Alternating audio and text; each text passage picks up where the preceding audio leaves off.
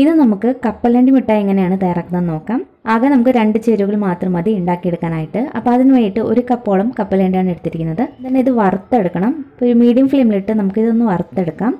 ഇത് വറുത്ത് കഴിയുമ്പോൾ ഇതിൻ്റെ നിറവും മാറും, അതുപോലെ കപ്പലണ്ടി നന്നായിട്ട് പൊട്ടി തുടങ്ങും. ഈ ഒരു സ്റ്റേജിൽ നമുക്കിത് എടുക്കാവുന്നതാണ്. ഇനി ഇതൊരു പ്ലേറ്റിലേക്ക് മാറ്റാം. ഇതൊന്ന് തണുത്തതിന് ശേഷം കൈവച്ച് തിരുമ്മി കൊടുക്കുക. അപ്പോൾ ഇതിൻ്റെ തൊലിയൊക്കെ പെട്ടെന്ന് തന്നെ വിട്ടുവരും. അപ്പോൾ നന്നായിട്ട് തണുത്തതിന് ശേഷം ചെയ്താൽ മതി. ഇതിൻ്റെ തൊലിയൊക്കെ വിടിയിച്ചെടുക്കാൻ പറ്റും. അതുപോലെ കൈ കൊണ്ടൊന്ന് ഉടച്ചു കൊടുക്കുക. അപ്പോൾ 2ആയിട്ട് കിട്ടും. ഇപ്പോൾ കപ്പലണ്ടി മാത്രം നമുക്ക് സെപ്പറേറ്റ് ആയിട്ട് എടുക്കാൻ പറ്റും. ഇനി നമുക്ക് ഇതിന് വേണ്ടത് ശർക്കരയാണ്. അപ്പോൾ ശർക്കര ആദ്യം തന്നെ പൊടിച്ച് വെക്കുക. പൊടിച്ച് വെച്ചതിന് ശേഷം നമ്മൾ കപ്പലണ്ടി എടുത്ത് അതേ കപ്പിൽ തന്നെ 1 കപ്പ് ശർക്കര മെഷർ ചെയ്തെടുക്കണം. ഇനി ഈ ശർക്കര ഒന്ന് ഉരുക്കിയെടുക്കാം. അതിന് വേണ്ടിയിട്ട് കട്ടിയുള്ള ഒരു ചീനച്ചട്ടി എടുക്കുക. അതിലേക്ക് ഈ ശർക്കര ഇട്ടിട്ടുണ്ട്. ഇതിലേക്കൊരു 1/4 കപ്പിനേക്കാളും കുറച്ചായിട്ട് വെള്ളം ചേർക്കുക. വെള്ളം ഒരുപാട് ചേർക്കണ്ട, കാരണം പിന്നീട് നമ്മൾ കുറേ സമയത്ത് ഇളക്കേണ്ടി വരും. ഇതൊന്ന് തിളച്ചതിന് ശേഷം നമുക്ക് അരിച്ചെടുക്കണം. ഇതിൽ മണ്ണൊക്കെ കാണും. അപ്പോൾ അതുപോലെ ഞാൻ ശർക്കര അരിച്ചെടുത്തതാണിത്. ഇതിനി വീണ്ടും ഒന്ന് തിളപ്പിച്ചെടുക്കാം. ഇത് മീഡിയം ഫ്ലെയിമിലിട്ട് ചെയ്താൽ മതി.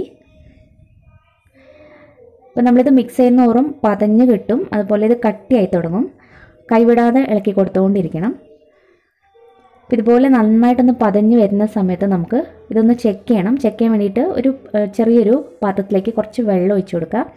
അതിലേക്ക് ശർക്കര ഇങ്ങനെ ഒഴിച്ചു കൊടുക്കുമ്പോൾ നമുക്കിത് മനസ്സിലാവും ആയോ ഇല്ലേന്ന്. ഇപ്പം ഞാൻ ഈ ഒഴിച്ചിരിക്കുന്ന ശർക്കര കണ്ടില്ലേ, ഇത് ശരിക്കുള്ള ഒരു പരുവല്ല, ഇങ്ങനെ വലിഞ്ഞിരിക്കുന്നുണ്ട്. ഈ ഒരു പരുവത്തിലൊന്നും നമ്മൾ കപ്പലണ്ടി ചേർക്കരുത്. കുറച്ചും കൂടി കട്ടിയാവണം. അപ്പോൾ കുറച്ച് സമയം കൂടി നമുക്കിത് വീണ്ടും ഒന്ന് ചൂടാക്കിയെടുക്കാം. ഇപ്പോൾ കണ്ടില്ലേ, നല്ലതുപോലെ തന്നെ പതഞ്ഞ് കിട്ടിയിട്ടുണ്ട്. മാത്രമല്ല നല്ല കട്ടിയായിട്ടുണ്ട്. ഈ സമയത്ത് നമുക്ക് വീണ്ടും ഒന്ന് ചെക്ക് ചെയ്ത് നോക്കാം. ഇതുപോലെ വെള്ളം നേരത്തെ തന്നെ നമ്മൾ ഒരു പാത്രത്തിലാക്കി വെക്കുക, എന്നാലേ പെട്ടെന്ന് നമുക്ക് ആക്കാൻ പറ്റുള്ളൂ. ഇനി നമുക്ക് ചെക്ക് ചെയ്യാൻ വേണ്ടിയിട്ട് ഒരു പാത്രം എടുത്ത് ഇങ്ങനെ ഇട്ട് കൊടുക്കുക. ഇട്ട് കൊടുക്കുമ്പോൾ ഒരു സൗണ്ട് കേട്ടില്ലേ, ഈ ഒരു സൗണ്ട് വരുമ്പോൾ ഇതുപോലെ ആയിരിക്കണം, നല്ല കല്ല് പോലെ ഇരിക്കണം. ഇനി നമുക്ക് ഉടനെ തന്നെ തീ കുറച്ചതിന് ശേഷം കപ്പലണ്ടി ചേർക്കാം.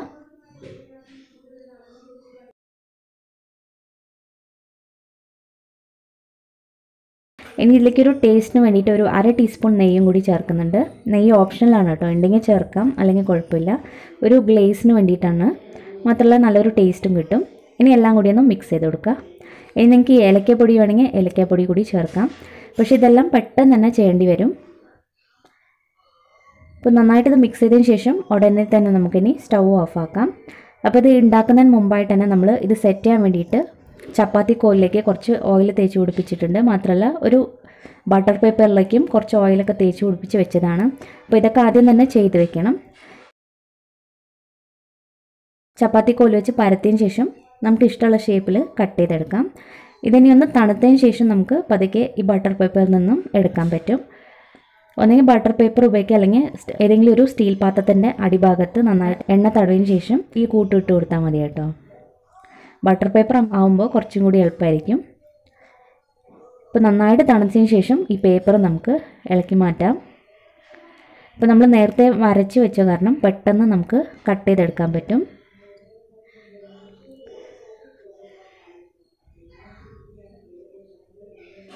ബട്ടർ പേപ്പർ ഇല്ലെങ്കിൽ നമുക്ക് സാധാരണ വൈറ്റ് ഷീറ്റ് ആയാലും മതി. വൈറ്റ് ഷീറ്റിൽ നന്നായിട്ട് എണ്ണ തടവിന് ശേഷം ഇതേ രീതിയിലാക്കാവുന്നതാണ്.